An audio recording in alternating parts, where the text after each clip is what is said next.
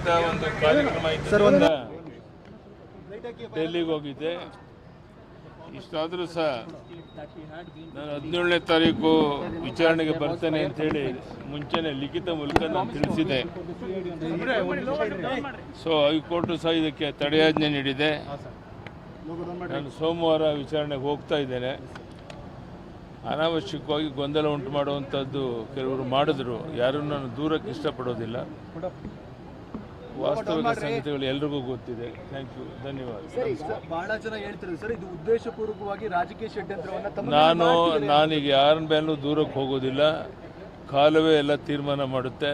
ವಾಸ್ತವಿಕ ಸ್ಥಿತಿ ಏನಂತ ಜನರಿಗೆ ಗೊತ್ತಿದೆ. ಸೊ ಯಾರು ಈ ಥರ ಕುತಂತ್ರ ಮಾಡ್ತಾ ಇದ್ದಾರೆ ಅವರೆಲ್ಲರಿಗೂ ಸಹ ತಕ್ಕ ಪಾಠ ಜನ ಕಳಿಸ್ತಾರೆ. ಅದ್ರ ಬಗ್ಗೆ ನಾನು ಚರ್ಚೆ ಮಾಡಕ್ಕೆ